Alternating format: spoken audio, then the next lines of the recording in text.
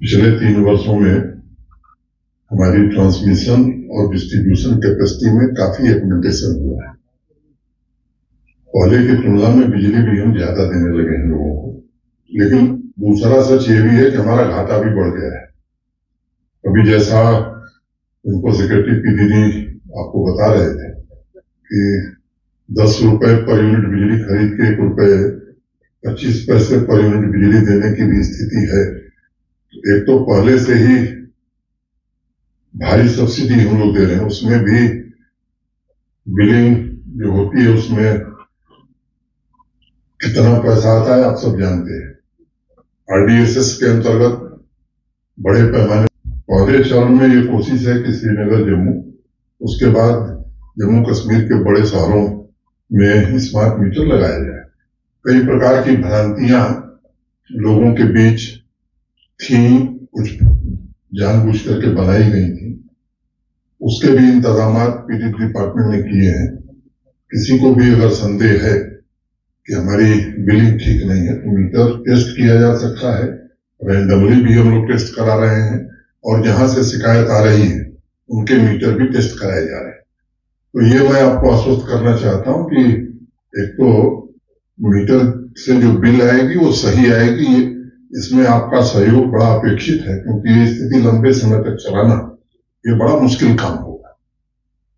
दूसरी कोशिश ये होगी कि जिन फीडर्स को 100% स्मार्ट मीटर से जोड़ दिया गया है वहां न्यूनतम कटौती, मिनिमम कर्टेलमेंट हो, और एक स्थिति हम लोग ऐसी बनाना चाहते हैं कि जो 100% मीटर्ड फीडर है, जहां से पैसा मिल रहा है, वहां 24 घंटे बिजली अगर लोग चाहते हैं तो 24 घंटे बिजली उपलब्ध कराई जा सके।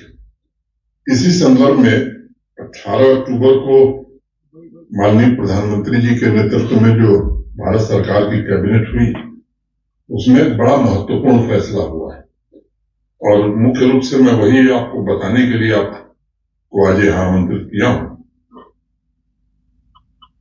13 गीगावाट रिन्यूएबल एनर्जी की एक नई परियोजना green energy corridor phase 2 inter state transmission system को अभी मंजूरी 18 को प्रधानमंत्री जी के नेतृत्व में भारत सरकार की कैबिनेट ने दी है। मैं माननीय प्रधानमंत्री जी का हृदय से कृतज्ञ हूं। मुझे लगता है कि इस योजना का लाभ जो देश को मिलेगा उस पहलू पर मैं कम जाऊंगा। जम्मू कश्मीर को इसका क्या लाभ होगा, इस पर ज्यादा मैं ध्यान केंद्रित करूंगा। पिछले 2 वर्षों से हम लोग खुद भी इस परियोजना के लिए दिल्ली में पावर मिनिस्टर साहब के साथ भी बैठक हुई। हमारे प्रिंसिपल सेक्रेटरी पीडीडी अनवरत इसको लेकर के प्रयत्नशील थे और पावर डेफिसिट होने की वजह से मैं जानता हूं कि यहाँ एक दुर्व्यवस्था थी, जम्मू कश्मीर की आवाम को तकलीफें भी झेलनी पड़ती थी। अब इस परियोजना की पृष्ठभूमि और डिटेल थोड़ा मैं बता दूं, फिर मैं जम्मू कश्मीर पर आता हूं। आप सबको याद होगा कि स्वतंत्रता दिवस के संबोधन में 2020 में माननीय प्रधानमंत्री जी ने लद्दाख में 7.5 गीगावाट सोलर पार्क की स्थापना की घोषणा की थी। उसके बाद ministry of new and renewable energy ने फील्ड सर्वे करके लद्दाख में 12 gigawatt battery energy storage system के साथ 13 गीगावाट रिन्यूएबल कैपेसिटी स्थापित करने की योजना बनाई। ये परियोजना जब पूरी हो जाएगी तो मुझे लगता है कि जम्मू कश्मीर को विशेष लाभ होगा, देश के बाकी हिस्सों को तो लाभ होगा ही।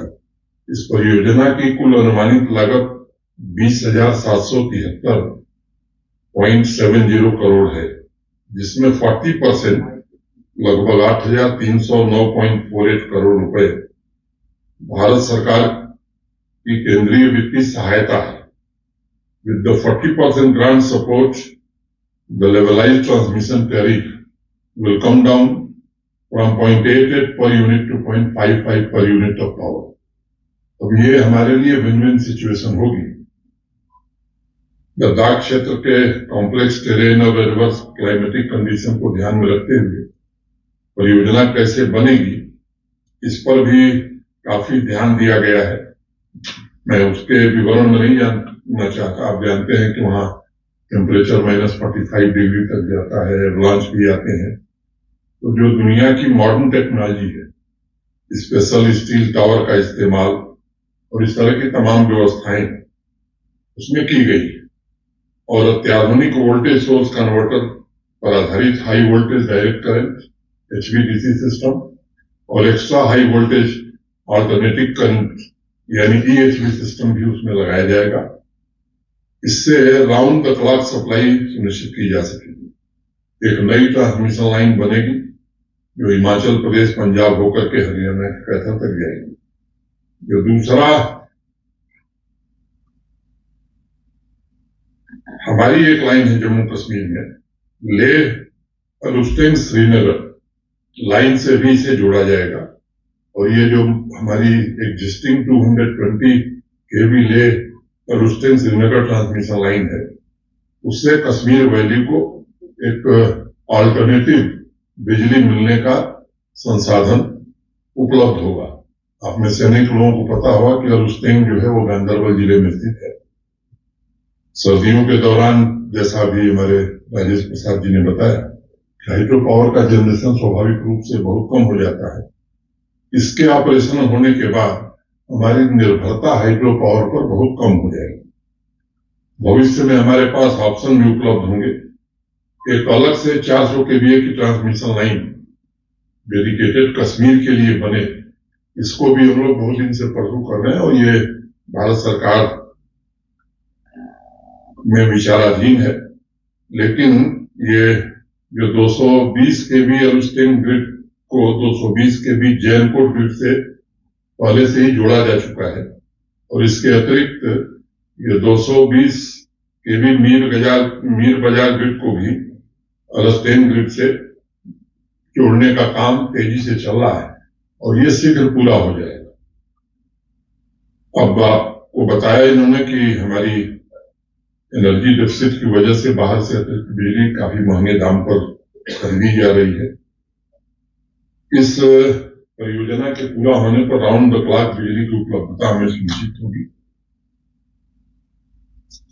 लद्दाख से कश्मीर तक रिन्यूएबल एनर्जी ट्रांसफर से जम्मू क्षेत्र में भी बिजली की स्थिति में बड़ा सुधार होगा, क्योंकि मौजूदा सेंट्रल सेक्टर ग्रिड अर्थात जम्मू में स्थित 400 kV किशनपुर जटवाल ग्रिड से कश्मीर घाटी में बिजली का जो हम ट्रांसफर करते हैं वो प्रोपोर्शनेटली कम हो जाएगा, इसलिए जम्मू रीजन को भी इसका काफी लाभ मिलेगा। एक सच्चाई ये भी है कि हमारी जो ज्योग्राफिकल पोजीशन है कश्मीर की, वो इंटर स्टेट ट्रांसमिशन सिस्टम के अंतिम छोर पर हम हैं और इसी सिस्टम के माध्यम से देश भर में चाहे वो न्यूक्लियर पावर हो, थर्मल पावर हो, बिजली पहुंचाई जाती है। अब अंतिम छोर पर होने के कारण हमारे यहाँ लो वोल्टेज की समस्या ये बराबर बनी रहती है, लेकिन battery energy storage system supported जो नई परियोजना है उसके कारण ये लो वोल्टेज से भी हमको पूरी तरह से निजात मिल जाएगा। दूसरा ये ग्रीन एनर्जी प्रोजेक्ट है तो कार्बन फुटप्रिंट भी मैं समझता हूं कि पूरी तरह से कम होगा और एक फ्रेजाइल एनवायरनमेंट के प्रोटेक्शन में जम्मू कश्मीर के लोगों को भारी मदद मिलेगी। तो मुझे लगता है कि मोटे तौर पर जो इस प्रोजेक्ट के मुख्य बिंदु थे मैंने आपके समक्ष रखा है।